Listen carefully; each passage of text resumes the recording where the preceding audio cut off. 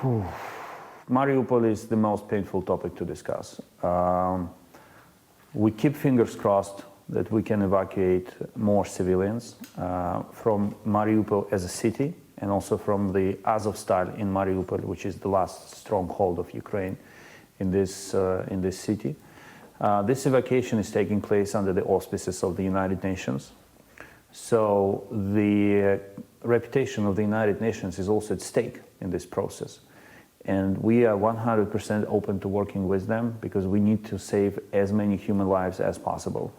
But I cannot give you a single guarantee of how many more civilians we will be able to evacuate.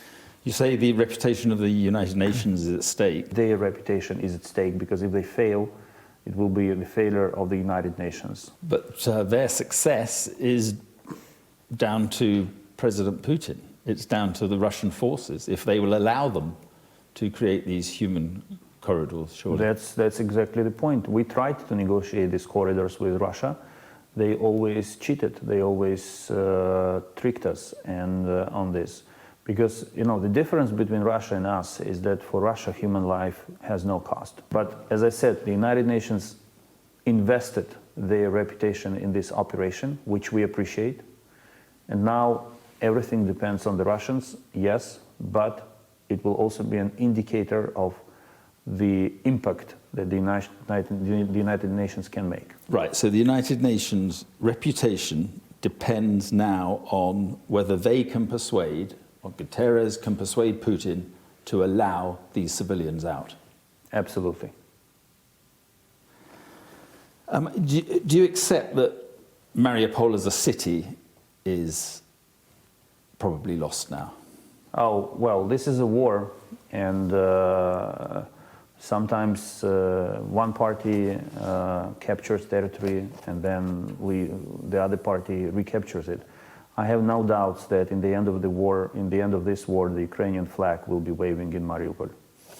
The mayor of Mariupol, whom I spoke to the other day, said that he thought that the siege of Mariupol should be lifted by NATO forces. He said this was the reason for NATO forces to come into this country, a humanitarian emergency that is going on in Mariupol. Do you agree with him?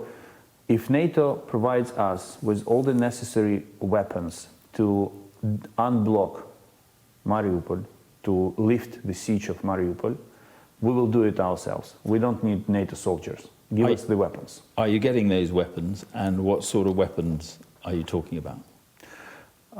The problem is that since the beginning of this latest phase of the war, since 24th of February, I do not see NATO acting as an alliance in providing Ukraine with weapons.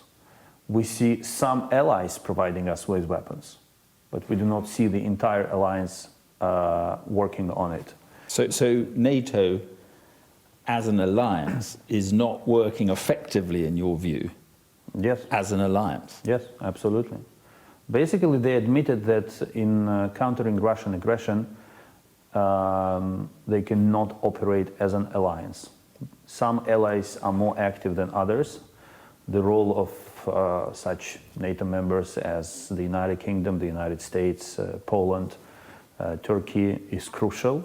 But I do not see NATO operating as an alliance, as a union. The British Foreign Secretary, Liz Truss, has said that she thinks that heavier weapons should be supplied, tanks should be supplied, fighter jets should be supplied.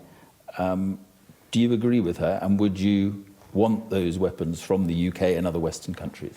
The most pressing need is MLRS, multiple launch rocket systems. We do need tanks, Western tanks, not old Soviet tanks anymore. We need Western tanks.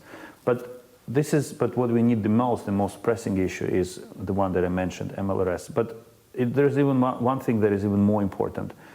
You know, we cannot rely on the supplies of Soviet-era weapons to Ukraine anymore. This is gone. This is end of story. What we need is a comprehensive program of transition from Soviet-era weapons to NATO standard weapons. Could the weapons that you're talking about be the difference between winning or losing this war? Yes, absolutely.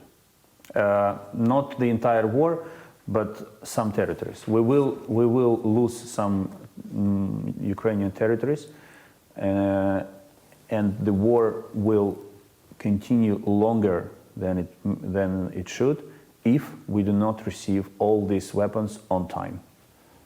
Can you see any eventuality which would mean that NATO troops would be in Ukraine? Not at this point. The reason why so many people in NATO countries, including politicians, admire Ukraine is very simple. It's because Ukraine is not afraid of Russia, and they are. Everyone wanted to kick Russia's ass. Everyone. But no one dared. We were left with no choice. On peace negotiations, is there anything going on in the background that leads you to think that there could be a negotiated settlement soon? I do not expect a negotiated settlement soon because Russia clearly preferred war to negotiations. If you want to talk, you do not launch an offensive in Donbass by bringing thousands of people and tanks and artillery pieces. If you want war, if you want talks, if you prefer talks to war, you do not besiege Azovstal and shell them 24 hours per day. If you prefer talks to war, you do not hit Ukrainian cities and infrastructure across the entire country with cruise missiles. I do not see any single indicator that Russia is serious about negotiations. Could there be any settlement at the end of this that involves Ukraine giving up more territory? No. You have to understand, we literally have no other option but to win this war, because the existence of Ukrainian identity, the existence of Ukrainian nation is at stake. And we are not going to surrender under any circumstances. We are not going to give away any single inch of our land to them. Is Ukraine winning this war at the moment? Yes. How does this end? The war, I told you, we will win. As simple as that, because we have no other choice.